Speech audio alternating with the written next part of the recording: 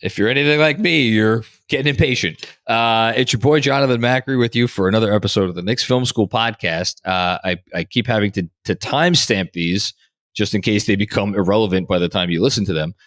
So we're recording this at 8:15 p.m. on Wednesday, July 3rd. Happy early 4th of July to everybody who celebrates. I know we have a lot of international listeners out there as well. And I am very happy to be joined by two people who I'm going to try to let do a lot of talking today because I want to hear what they have to say about a lot of things. I'm going to go with DJ Zullo first because he was on time. No shade. How you doing, DJ? What's up? I'm good. Listen, it feels good to be back on with you guys. I feel like I've been watching you, especially John, every day on some pod here and there on Knicks Film School. It's been very busy of late, so I feel like I've been keen on your comings and goings. But it's nice to actually, get on the mic and try to figure out this offseason a little bit, which has been fascinating and I think overall really, really good. And I'm just excited to break it all down as much as we can with some question marks still remaining. That's a good word for it. It has been fascinating, and I agree with you. It has been good. Although it still feels like it's still a little uncertain. And the man to my left, I think it'll be to your left. No, it's to your right if you're watching this. I don't know. I'm not very bright. Benjy Ritholtz. Hello, Benjy. DJ stands for do your job, amongst many other things. So let's start there before we get into the meat and potatoes of the offseason. And I feel bad saying this, but more important things.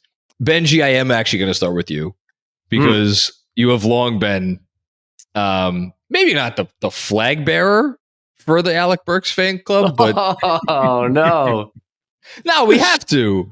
So hold on. I'm going to ask you. So a little behind the scenes, off air, I asked DJ and Andrew where they thought Alec Burks ranked all time in Knicks regular season points scored. So as to not embarrass them, I'm not going to share their answers, but your answer will be shared for everybody, whether it's close or not. So where do you think he ranks all time? 6.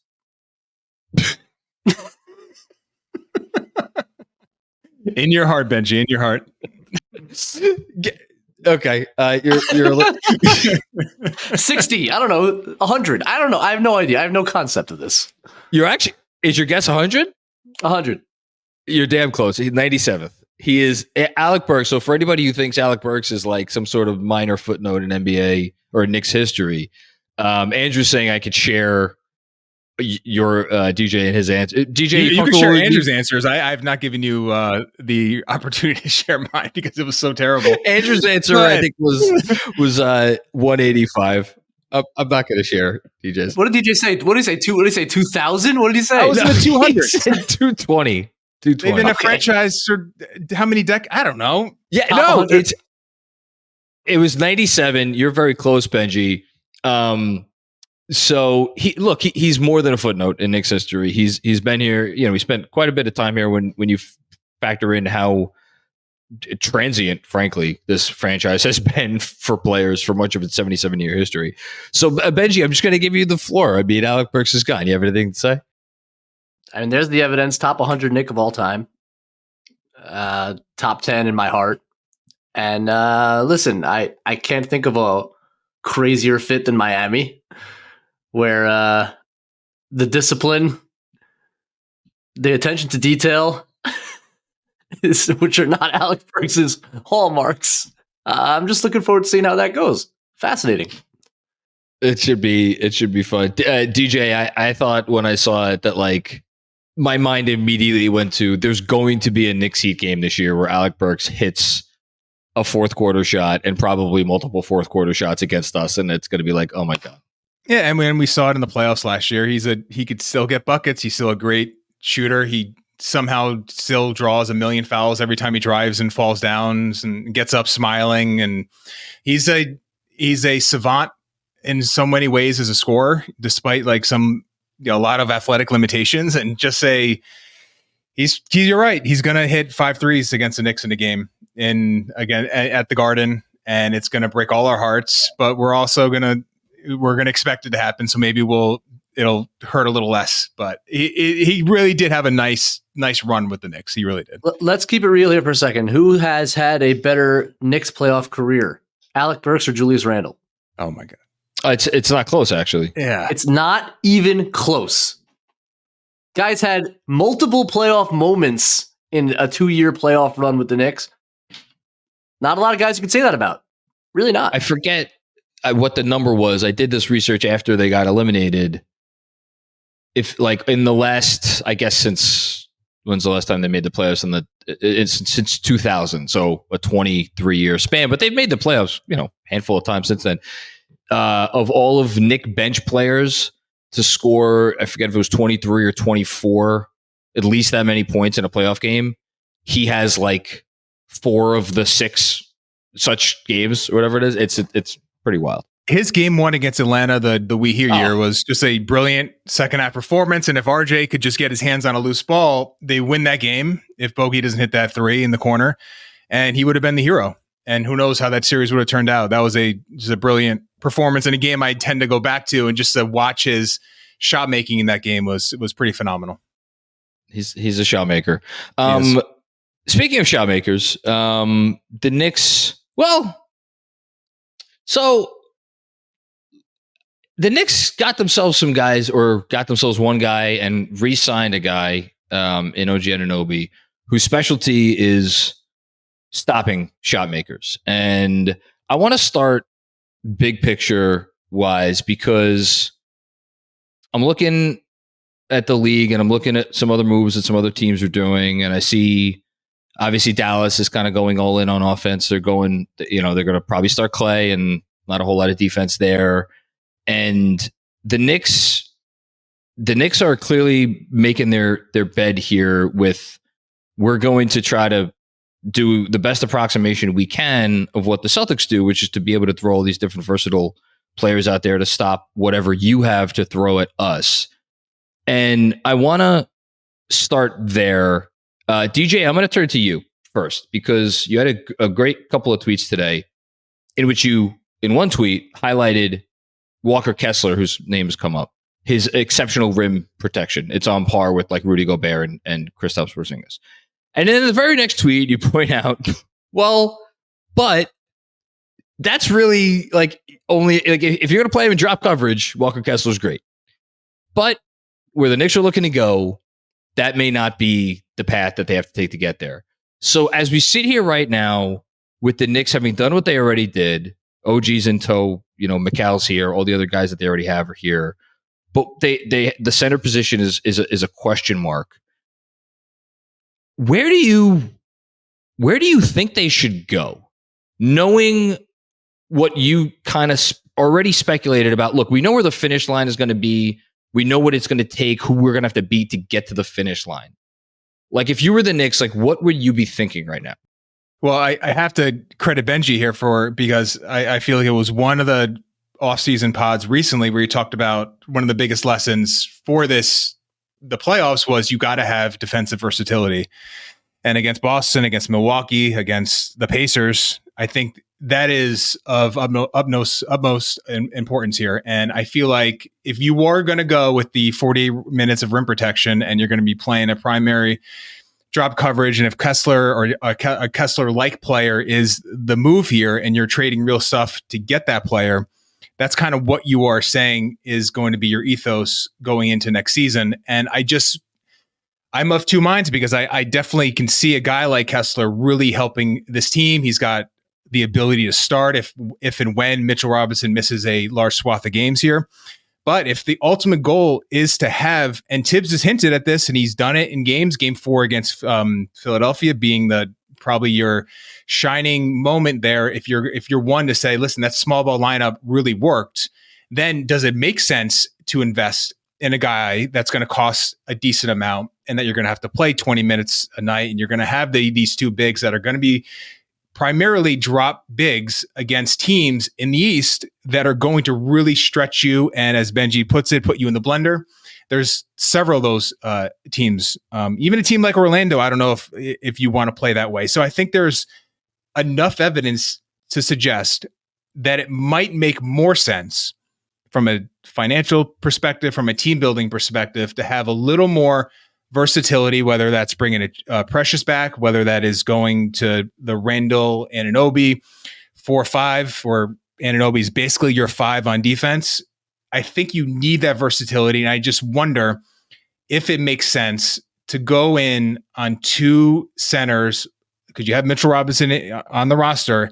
And if you're going to bring in a Walker Kessler, you're limited to how you're going to play, because I have seen, and I'm not watching 100 Jazz games, but I have not seen anything to suggest he can play an effective scheme outside drop or the zone that they played a lot last year. So that gives me a little bit of pause. Not to say that move for Kessler wouldn't help the team. It wouldn't give them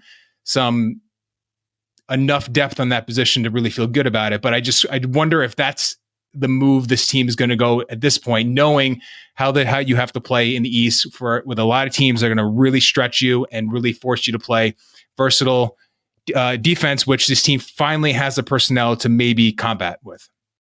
Before I get to Benjy, I want to point out, I went yesterday or the day before and looked all of the NBA players that averaged, and this is the most basic of all statistics. It does not actually say who was a good rim protector and who was not, but all the NBA players last season who averaged at least 1.5 blocks per game.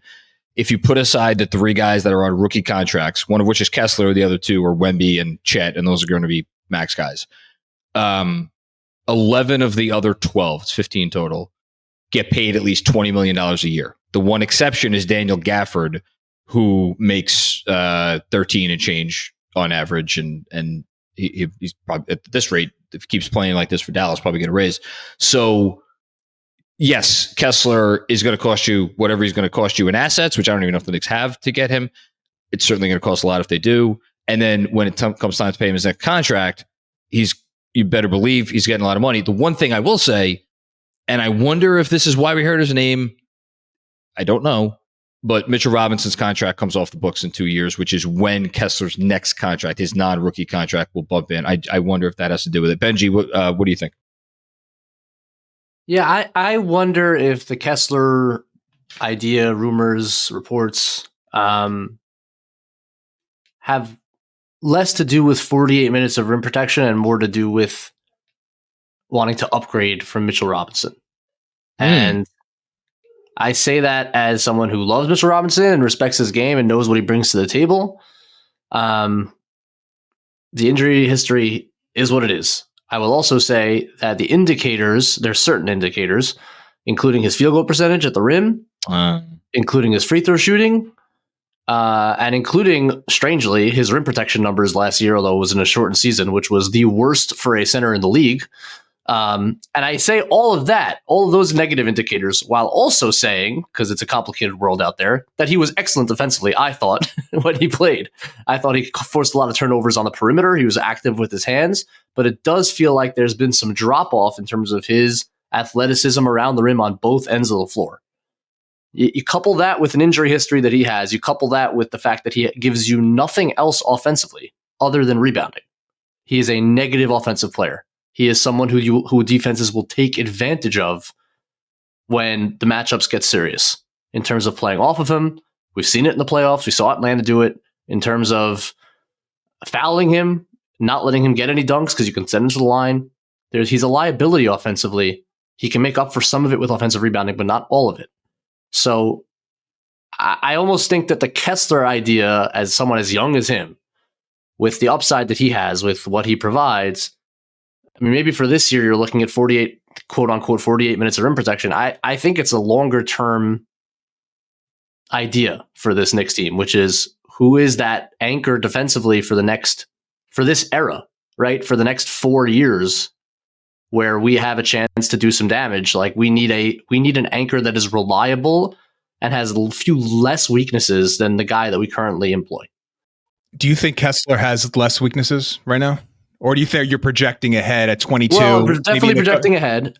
He's a little bit of a better free throw shooter. I think he's mid-60s, but maybe he could get better. He has better hands. He has better hands for sure. And I think probably a better finisher, to be honest. I think at this point, especially out of the dunkers, that he gets to the rim a little quicker. Two-hand finisher. So he has 60% from the line last year. Yeah, he's got 51 his rookie year, so improved by 9 percentage points. And he's got a little bit more perimeter skills in terms of just catching and passing and that kind of thing. Not that he's great at it, but it's better than Mitch. I'll also say he took last year 26% of his shots from between 3 and 10 feet. Rookie year, 30% of his shots from between 3 and 10 feet from the hoop. That's per Basketball Reference. Yeah, there's more going on. There's more going on to the offensive game. And that's where I think these are coming from. More than like a this year proposition. I think it's like a this is going to be our long-term center kind of idea. Wouldn't it be funny if I started peppering Benjy with salary cap questions about apron shit, about Mitch's salary going out, and like this is the anti-apron podcast. A lot of apron Benjy talk. would throw his glass at his own computer screen. You don't think I've been studying up? I'm ready. Ask away. I'm not. I've been talking about this shit too much. That's the last thing I want to talk about right now. Okay, so this is where the two smart guys need to educate John. DJ, I'm going to go back to you. So we saw Boston consistently not only thrive in a defense where when Porzingis was in the game, and I guess they did a little bit more switching with Horford, but like when Porzingis was in the game, they would employ everybody knows what they did. Like Porzingis shot back, and it's like you could have the defender would come over the top to take away the three. If you're going to shoot a mid-ranger, but like you're not getting anything at the rim. In my simplistic mind, watching basketball, I'm like, well, the difference is the Knicks have Jalen Brunson and to a lesser extent Julius Randle, so they won't be able to defend as aptly that way. Is it that simple, or is there something more to it? No, I mean, Boston also has probably the best defender of guards in screen actions in the NBA in Drew Holiday. And I think he's the best in the league at getting over the top. And that was, and Benji's talked about this, when the Knicks traded Grimes, they traded their one true elite pick and roll defender in terms of defending small guards. And I think one of the reasons why the Bridges trade makes so much sense is that they finally now have a guy that is fantastic at it. I don't know if he's as good as Grimes, but he's close. And I think he gives you a little more high-end defensive ability for his length and his ability to navigate screens. Benjy knows this more than anyone. If you're going to show your chest when you're trying to get through a screen, you're going to get picked off. And he is excellent at just leading through his hips and his shoulders, getting skinny, which helps when you're 180 pounds or whatever he is. But he's fantastic doing it. Rear contests. He guarded Luka really. He's very long. And I think back to the 22 playoffs, the way he guarded Luka. He was the primary defender, and Luka got his points, but he did a fantastic job of defending him in those actions. And when you have to, you're in the East, and it's Garland, it's obviously the Boston guys, it's Halliburton, it's Maxey. The Knicks now have a guy that can credibly match up against these guys. The Knicks really searched last year in the playoffs to find someone. And I don't think they ever found the right balance. I think McBride struggled at it. I think DiVincenzo struggled at it. I think Anunoby, for the spurts that he did it, I feel like he struggled. So I feel like getting Bridges in there and then, using him to be a little less rotation heavy, to be a little more, have a little more ability to be in your base defense and cut off the paint, force mid-range shots, contest from the rear. That, to me, more than anything, as much as the offense that Bridges is going to bring you, that's how he's going to change this team, because they were missing it since they traded Grimes. It was a big weakness to me in the playoffs, and he's one of the best in the league at doing it. And I feel like he's going to, that alone, and then what you can do with Anunoby, and we can talk more about that, that's going to help this team maybe not defend at the best level in the league, but be a top 5 defense. I feel like that is in the cards right now. By the way, nice to hear Grimes get his flowers from people who know the sport well, like Timmy Bontemps. I heard don't forget about Grimes in that trade, and then like even Zach Lowe today talking about like, hey, that was a nice get for them. So I hope it works out for Quentin Grimes in Dallas. Benjy, your thoughts? Yeah, it's DJ just touched on it at the end there in terms of you think about how Boston plays defense, and you're right to say the Porzingis isn't a heavy drop, but one thing that Boston does so well and so seamlessly is they switch the matchups, and they're not scared of switching the matchups, and they'll do it all the time. Are you talking about when they slot? So, like in the finals, Porzingis was guarding not a center, but he was guarding, I guess, Derek Jones Jr. The That's least right. threatening. Okay, that's right. And watch any Knicks game, and you will Knicks Celtics game during the regular season, and you will see stints in which Jason Tatum's guarding Isaiah Hartenstein, and Porzingis is guarding wing X, OG, Randle, Josh Hart, whoever. maybe, probably. Josh Hart, certainly, yeah. And DJ's on the ball in terms of like Bridges helping to plug the holes of a drop defense where, like, yeah, if your screen navigator is around screens and rear view contesting with that kind of length, the way that Drew Holiday can bulldoze his way through screens, Derek White's excellent at it. Now you have Bridges to do it on our side. That makes the drop defense easier. But sometimes I don't want my center guarding the screen. And how flexible can we now be? You have your Jason Tatum defensively. You have a guy who can guard most centers in OG Anunoby. Are you willing to switch those matchups? Are you willing to let Mitchell Robinson roam a little bit? Or Walker Kessler? God, he does that really well. The Jazz do that plenty when he played with guys like Olynyk or Markkanen, who they could stick on a center and have Kessler roam.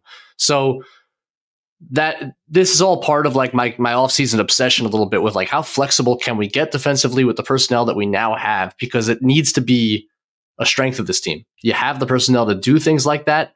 It was clear that every great defensive team in the playoffs was doing stuff like this. Switching the matchups, making offenses uncomfortable. They shouldn't know every time down what's available. You need to make offenses guess a little bit. You need to make them a little bit uncomfortable with the way they play now, how good the shooting is. Like you have to make them think possession to possession, and the only way to do that is to sometimes toggle things around. And that's where the Celtics example becomes really important to me, is like, can we get to a place where we're comfortable in various schemes to force offensives to think a little bit? Can I touch on one thing, please? To sort of piggyback. And listen, I've been dubbed by someone in this room the defender of Julius, accurately, I might add. Not me. But who? Not you. Yeah, defender of Julius does his job. Detail junkie. The detail junkie. But listen, if you're gonna play this way, how much pressure is now on Julius? Because you have Jalen. He's going to play. You stole my next question. This is great. I don't even have to. I shouldn't even be here. That was going to be. Well, here's the thing. Because I think back to Game 4 against Philadelphia and Anunoby guarding Embiid. But to me, as much as Anunoby was key there, it was a Precious Achiuwa's defense, his ability to roam, his ability to guard Oubre, Batum. Now you're going to say, if that's Julius in that spot, you're asking him to cover a lot of ground. All that rotation that it was 3 minutes ago. Knicks, it was a late clock. Embiid had the shot from the right wing that Achiuwa came from 20 feet away, blocked it. Shot clock violation. Knicks get the ball. That rotation just has not ever been something Julius has done consistently. So if you're going to say, all right, OG, you're going to be guarding Embiid, you're going to be guarding the 5. Julius, there's no really a thing about it. Fours are wings now. You're going to now guard the wing, and you're going to have to do all this. You're going to have to cover a lot of ground. You're going to have to be the helper. You're going to have to help the helper.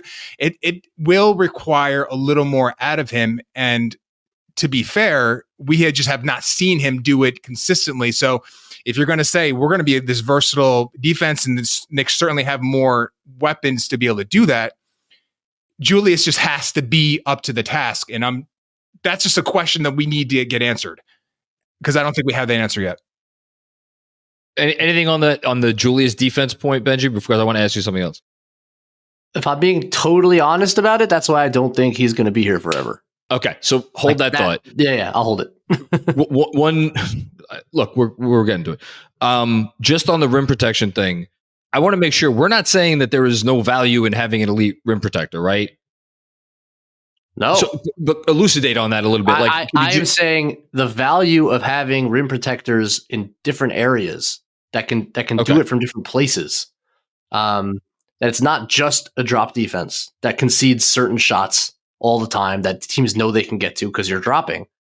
Sometimes it's guarding a non-shooting wing and roaming and just mucking everything up on a possession. I've seen, and by the way, there's schemes beyond just that. It's not just a matchup switching. You watch Utah's tape, they'll next screens. So Kessler's guarding whoever is in the corner, and whoever, if the corner guy goes and screens, he doesn't go with him. He sends somebody else, and he just stays in the paint. So he's done this stuff already. Yeah, Utah does a lot of this. So like, it's almost like the Sixers did this against the Knicks in the playoffs. Joel Embiid was not going up to guard the screen. He would send the next guy over to guard the screen, and he'd match up on whoever rotated out. Like, all this stuff is now part of NBA defense, high-level NBA defense. And my point is, the rim protection is super valuable. And certainly on this Knicks team, certainly with Jalen Brunson as your best player, certainly on a Tibbs team, this is still what he prioritizes. I'm not asking him to change that. I'm just asking him to vary the way he utilizes that rim protection. Okay. Okay. Back to defender of Julius. I think the response from a lot of people like Benjy, obviously Benjy couldn't get Julius Randle out of here fast enough. Oh, stop it. It's such a I'm kidding. No, I couldn't get Mitchell Robinson, obviously. That's what I'm trying to ship out of town. He's traded. You know what would be great? He's traded Julius. Because I got saddled with the reputation of the guy who hates our long-term players. If I could shove that onto you and avoid all of those slings and arrows, I'd love that, and I would not feel bad for you at all. So DJ, as the defender of Julius, Cam Reddish isn't walking through that door. Why'd you do that? Man, watch him play in front of Max Christie. Max Christie hit him of a new 4-year, $28 million contract. Right. Cam opted into his $2 million. Okay, we're getting far afoul.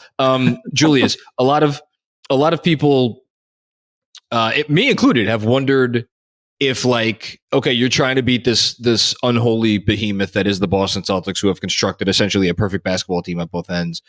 Might a guy who is so physically overwhelming as Julius is be the wild card, the skeleton key, whatever you want to call it? When I think of that, I think of the positives to that, but then I also think of wait a minute. If you told the Celtics, the Knicks are just going to go ISO, we're going to have Julius back down Drew Holiday possession after possession, and if I'm the Celtics, I'm like, oh, that's your plan? Okay, bring it. How can maybe I shouldn't say how, Julius be part of the solution to beating? I want to stick with Boston specifically, but if you want to expand it, feel free. Yeah, I do think he is key here, because the offensive game from basically December and January, that version of Julius. So let's say all right, he's finally healthy. December, he was fantastic. They make the Anunoby trade. He carried it over into January. Those 2 months, to me, that was the best version of Julius Randle. And listen, we have to caveat everything with him. Be all right, playoffs are a different animal. We get it. He's got a lot of questions to answer in that regard. But in terms of this team ceiling, especially offensively, it has to me, because I don't know how you replace him with anywhere close a player that can match his or come close to his playmaking and his on-ball gravity. So he's got to be one of, we know Jalen he's the number one guy, but Julius has to be a close number two, because the best version of Jalen Brunson is not, in my mind, 35 points a game on 28 shots and all the wear and tear. To me, it's more 24 to 26, higher efficiency, more catch and shoot opportunities. As much as Bridges is going to help this offense, and I feel like he is going to do things, especially as a guy that can attack a closeout, and his shooting gravity, all those things, his transition ability, all fantastic. But he is just not a guy that is going to command two to the ball consistently. And Julius is the only other guy the Knicks have, other than Jalen, that can do that. And I think you need, in this day and age, you need two of those guys at least. And if you're going to tell me we can move Julius for a 6'8" wing that can do the same thing, that can also command a double team but be more versatile defensively, then all for it. Like, I am not beholden to Julius Randle as a long-term answer here. I just know that if you're going to move him, you have to be able to replace that, because I don't think, especially now that you've lost Hartenstein, I don't think there's an avenue that you could be an elite offense or close to a maybe a top 5 offense without another guy that could do those things. Because as much as we love Jalen and what he did in the playoffs, and then before that, to me, it was never tenable. And you saw him wear down a little bit in the playoffs. The evidence was in look at how we wore down. This is just it is in the numbers. We're not making this up. And Julius is an imperfect player, but he does certain things that can really help this offense. And Fred's been on here many times talking about how much he bought into this specific team. I think that version of Julius in January maybe he's not a perfect fit for, to a guy that's in a co-star with Jalen Brunson, but he's damn close. And I just don't know how you replace that. That being said, there's all those questions about defense that are real, and he's got to answer them. But to me, the offense and how you're going to be a great offensive team, that has to be Julius playing at a high level. Yeah, I think this is a big year for him, and for I think Tibbs and him, in terms of you're less needed now. That's for sure. And sometimes the worst parts of Julius Randle come out when he's most needed, when he has to create, and when he feels like he has to take over, and when sometimes God had to guard really good wings at times, and had to navigate stuff that he really can't navigate defensively. You've now insulated him in a lot of ways. You have a lot of guys who can put the ball on the floor, not better than him, except for Jalen Brunson, but guys that can keep the machine moving, as it were. And what's required is actually a little bit less. And I think from Tim's perspective, it's there's absolutely a world where the best Knicks lineups do not have Julius Randle in it. And I think very highly of Julius's abilities as a player. He does a lot of things really well. And to DJ's point, his creation is essential for Jalen Brunson to get some easier looks. I'm with that. I'm also with the fact that it's very, very possible that Brunson, Devo, Anunoby, Bridges, center is the best lineup that this team might have over a big sample size. I'm also confident, by the way, that if the Knicks do play small and they have Randle, Anunoby front courts out there with Bridges and maybe Hart or maybe DiVincenzo and Brunson, and is Randle willing to kind of channel that New Orleans Pelican in him of being a real screen and roll player that actually rolls with aggression and actually tries to screen? Because all of a sudden the floor is going to be open for him in ways that he has not seen as a Knick, period, if they go to that kind of lineup. And he could be super dangerous in that role, better than anyone else the Knicks have, for sure. So to me, it's I'm open to Randle proving all of this, and for Tibbs to kind of is Randle's presence on the team automatically 35, 36 minutes? Is there a world where Tibbs doesn't close with Julius Randle? Is there a world where if he doesn't have it, Tibbs plays him 25, 26 minutes? I don't know if that world exists, because frankly, we've seen in the past that he does not go away from Julius Randle. Maybe times have changed. This is kidding aside, we do need to actually touch on the financial part of it, because what's today? It's July 3rd. So we're about 33 days away. No, actually, sorry. It's actually 1 month. Sorry. It's August 3rd. August 3rd is the anniversary. We're a month away from Julius Randle being able to sign a contract extension. And we're not going to get into the cap part of it, but I don't know, man. We've all been here. We've all watched him. We've all seen that he is a guy who has gotten emotional about things at times. Is that unfair to say? I don't think that's fair. He just watched his teammate, who ostensibly plays the same position as him. I know that they're different sorts of players. Sign a $212.5 million contract, and I just wonder what that portends for, and how that plays into, because it would be lovely if this was just a basketball conversation, and it would be complicated enough. I don't think it is just a basketball conversation. I don't know how that plays into it. So it's not just a basketball conversation, of course. And the conversation diverges slightly between Julius the player and Julius the asset. And if the Knicks feel like they can sign him to a good deal, they may do so even while not thinking he's going to be there in 3 years, right? That's very, very possible in terms of like this team doesn't have any financial flexibility anymore. So hold on. If he's willing to sign for the sort of deal that you're talking about, right? I think the odds are, well, it could go both ways. You could say the odds are greater that he would be here in 3 years because they'd have him on a lower money deal and it would be more feasible with all the apron stuff. Or you could say that it's less feasible because he would be a better trade asset and he would like, there's different ways that this could go. Absolutely. Yeah. And like, look, I believe in the possibility of him showing us an element to his game that we haven't seen. And like to DJ's point earlier, defensively, how locked in can you get?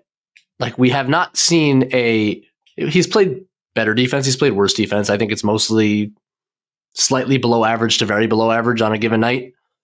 But can he get to a place where he's like a real link in the chain defensively? Is he making the rotations? Is he communicating? Is he not in his lazy ass drop?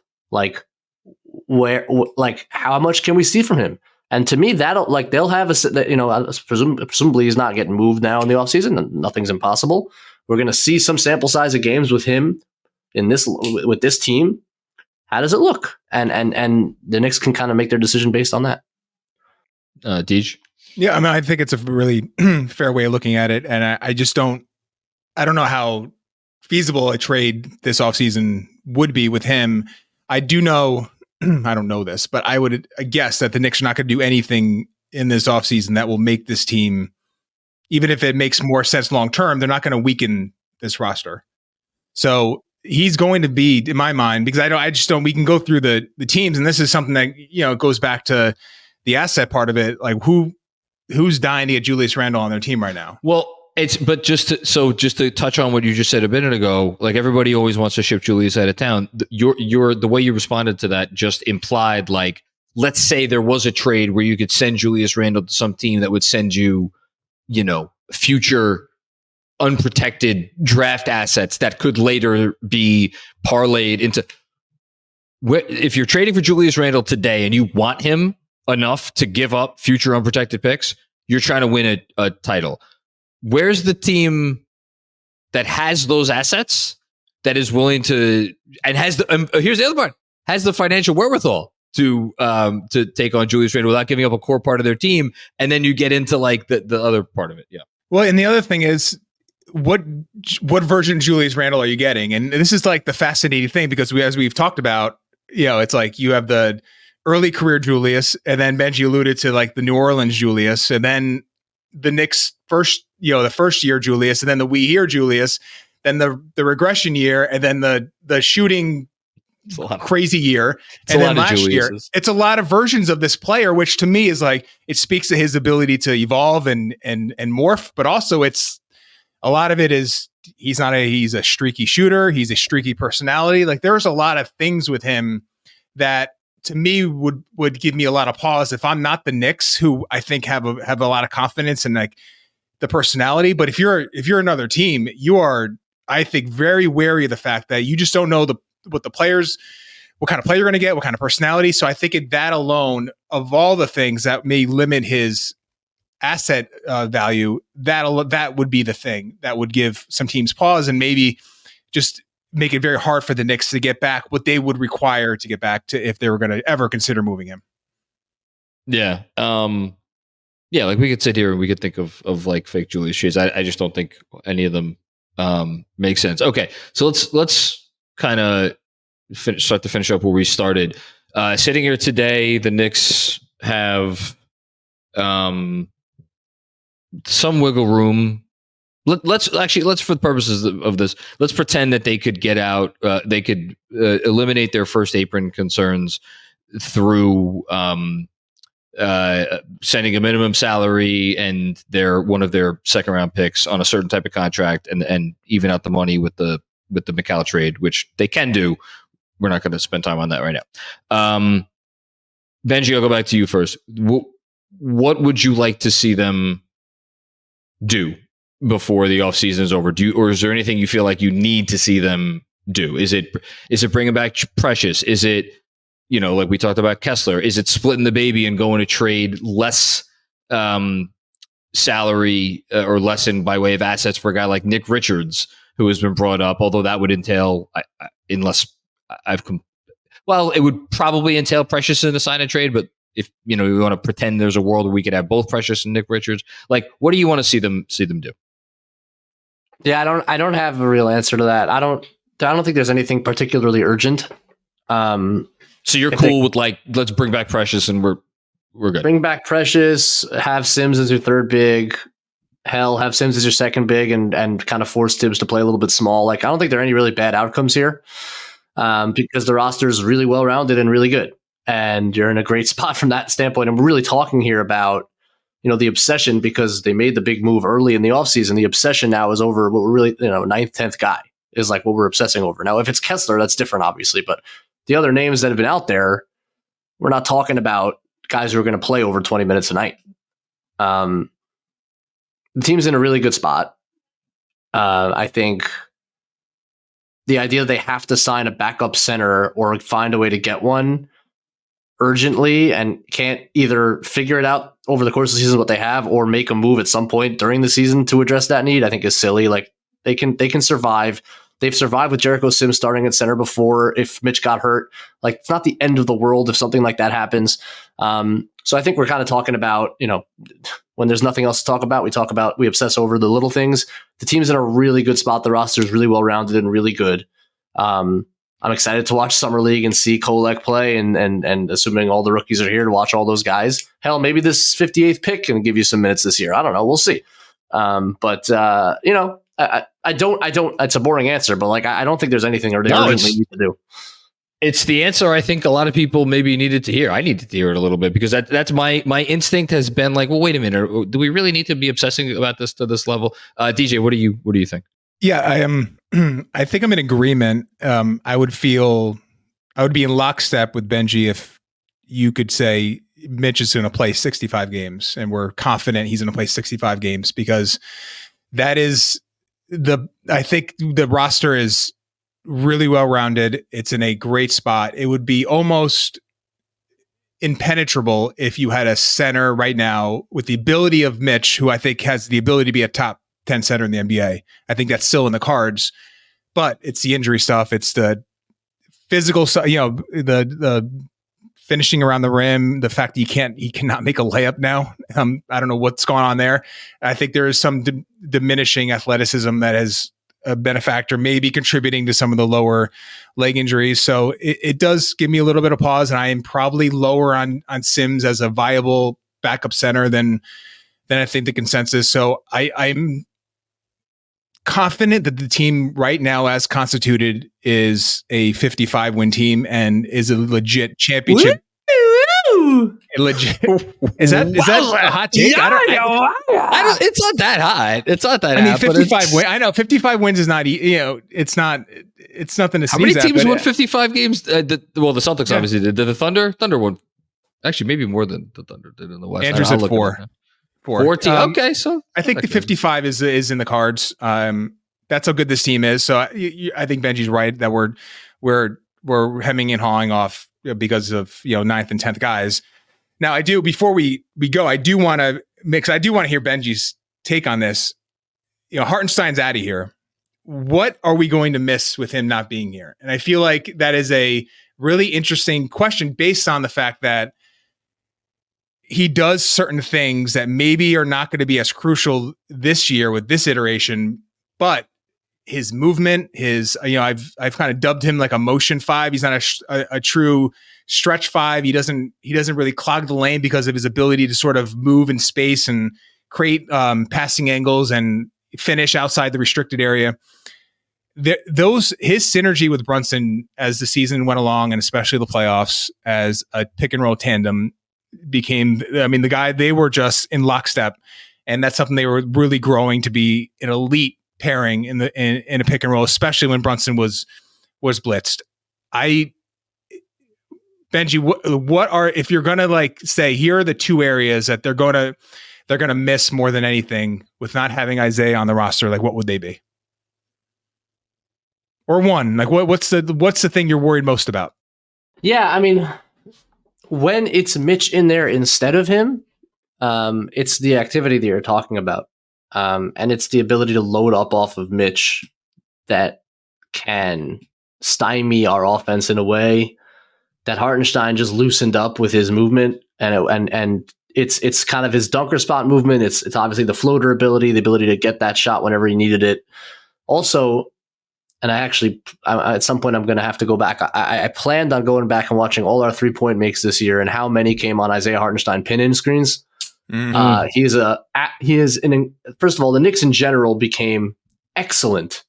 Josh Hartenstein pinning in.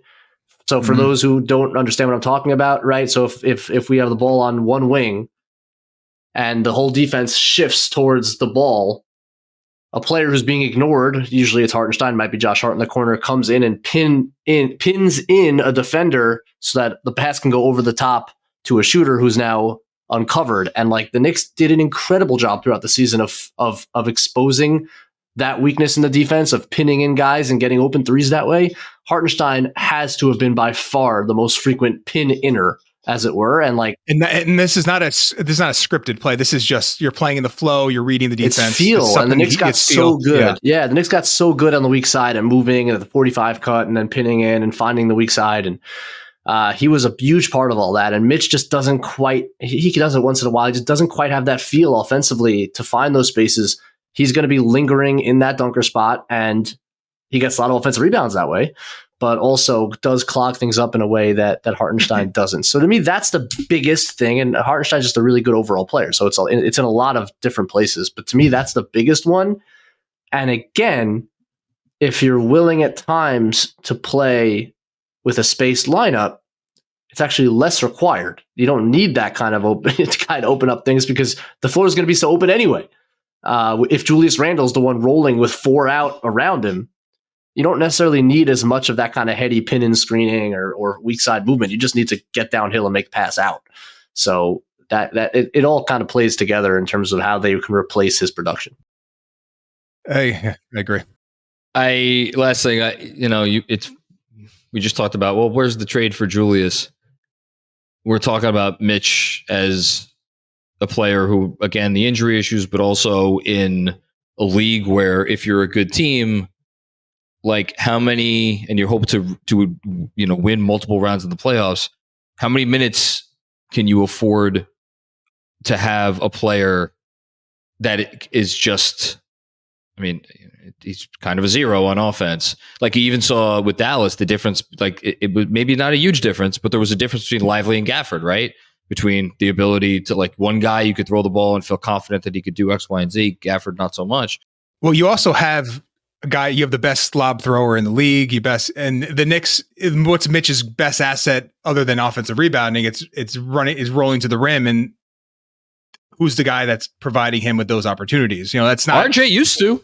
RJ used to. Yeah. That was the they would script 2 or 3 of those a game, and he'd get Mitch a dunk every game. Pair him with Kolek, baby. Kolek can throw them lobs. You can. That's Benjy. That was the first thing I asked you. I was like, how's his lob throwing? Because the Knicks just have not. He can throw them lobs. Yeah. Lobs. And the other thing I noticed, a lot of hit aheads in transition. He loves to throw those hit ahead passes in transition, which would be nice. Be nice. I can't believe I'm the one saying this. Be nice if we still had Obi here. But those two would do well together. I just wonder where's the team out there because this front office doesn't like to sell low, and they shouldn't want to sell low. But because again, we're not getting into apron stuff today. But one way to alleviate the Mikal first apron trade issue is, if you did send Mitch out and theoretically took back, a guy like I was going to say Kolek, Kessler, to your point earlier, Benjy, about, I know you weren't suggesting it was a trade that was going to happen this summer, but, I don't know. I wonder, as I look at a tweet from Keith Smith here, who's on top of this stuff, talking to some teams tonight, and it sounds like what's being worked on now is expanding some of the previously agreed upon trades. There are also talks of trying to tie some deals together into bigger deals. well, something's going to go down, right, John? I mean, like, as much as I say that I'd be okay if nothing did, it doesn't feel like this is it for the Knicks, does it? They're just not going to hard cap themselves at the first apron. Everybody listening, feel free to throw that right back in my face if we're sitting here, and the Mikal trade is done and they've hard capped themselves at the first apron, because then I'll be wrong. I just don't think they're going to do that, which means they need to figure out a way to send out some more salary. Again, there is a simple way to do it, involving, it would be Diakite and one of their second round picks. You could do it with both of the second round picks. That's another way to do it. I don't know. I've had this sneaking suspicion for a few days now that there's something else going on. I don't know what it is. I guess we'll find out. That's it. We hit on everything that I want to talk about, because I just wanted to get kind of like a baseline, because a lot has happened, and I feel like we just needed to kind of recalibrate and be like, okay, so what is this basketball team? What are they capable of? DJ, I'll go to you first. Anything we didn't talk about or that you wanted to say, or any lingering thoughts? I guess we'll just do two quick things. The DiVincenzo, like what he was after the Julius injury, like what that player is now off the bench, and the energy that Josh Hart is going to provide. Like those two guys now as your 6th and 7th guys, like feel pretty good about that. And then just the last thing, we touched on Hartenstein. I think I'm going to miss so much about what he did, what he brought to this team. I do think about like two specific Hartenstein plays, one of which I think you guys did the post-game show, the block on Donovan Mitchell, January of 23, right? 2 years ago. I think it was the last, I'll look it up now. I think it was the last game of January, but it was a foul. I think it was a foul too. Terrible. He terrible. He stopped Donovan Mitchell at the rim. That was a huge game. I think the Knicks had lost like 3 in a row going into it, or 4 in a row. That was the beginning. I felt like that was the beginning of Hartenstein turning his season around. 100%. Because he had a big dunk right before that. Like that was a huge game for him. And then the offensive rebound past Anunoby in game 2 against Philadelphia. Like those two, like one great regular season play, and then arguably the most important play of the whole postseason last year. Like special effort plays. Like what in terms of like effort and will, like he really embodied what this team became. And it's for that alone, talking nothing about like his skill level and his passing and all those things.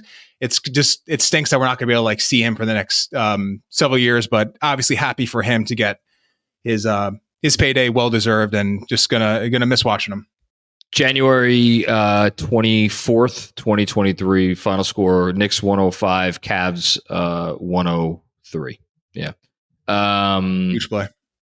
And since we're gushing about Hartenstein, having been in the building for Game 5 against the Pacers, I don't think I'll ever see another rebounding performance like that. That was crezy.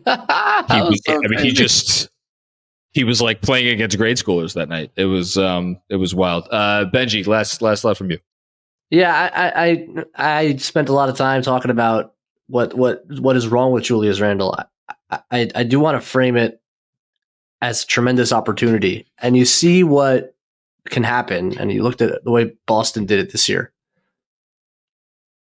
A borderline star, all-star like Drew Holiday can take a role that is quote unquote beneath him and just make a team exponentially better through excelling at that role. Now he's very different from Julius Randle, and in some ways more easily effective in a low kind of scale.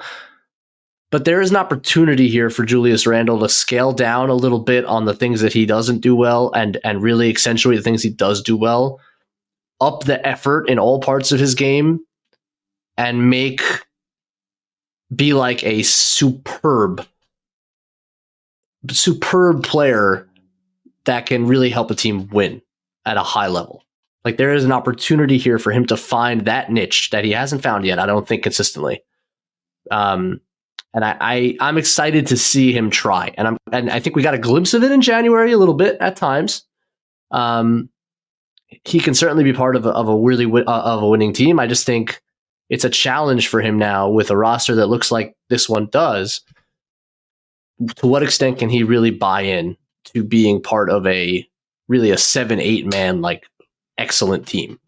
And it's going to be fascinating to see how he's utilized and whether he can kind of find that balance. Well said.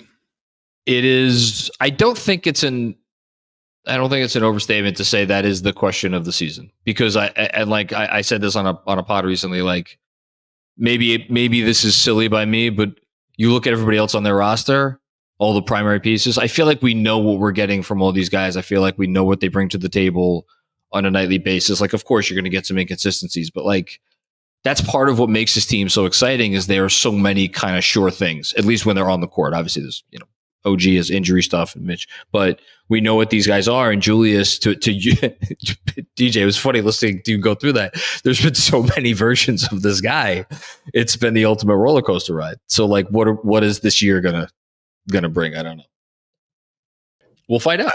We will find out, and I'm confident, hopeful, but. I can't say there's not a little bit of nerves, little anxiety about what we're going to get from him, but that's the Julius experience. We're on the roller coaster, right? And we're just. Of course, it's turned into a Julius pod. DJ, anything you want to plug before we get out of here? No, I mean, Twitter X. Find me over there. What is my thing? DJ Ace NBA. Posting stuff. Ace Zullo, DJ Zullo Ace. Could be any combination of those things. You'll find me. I'm just gonna have some fun over there. But just looking for Summer League in like 2 weeks, I think. So we'll be getting some new. First game is the 13th. So yeah, so it's 10 days from now. Okay, so we'll get some fresh film. Benji, you get the first game. I'll get the second one. We'll do full breakdowns. Listen, when I say someone, of course I mean Benji, doesn't go track down where Trevor Keels is playing. Hey, my man. A week and a half from now. There's a hole in my heart where Trevor Keels used to be. They got to bring him in because Alec Burks is gone. Benji, anything from you before we get out of here? No. You know what? I'm going to plug John and Jeremy, the work that you folks are doing this offseason. Absolutely. Is truly second to none. So that's what I'm going to plug. I'm going to plug you guys because you make us all smarter. I get to like chill for a bit and listen to you guys take over from. I feel like at the end of the season, I was like the baton. What's that called? Relay race guy. And I went first, and I was literally dying and throwing up by the time I handed the baton over to you guys to kind of finish the race. That was me at the end of the playoffs. I'm sure DJ feels the same way. Just handing you guys the baton, and you have taken it and run, my friend. So thank you for that, and keep doing what you're doing.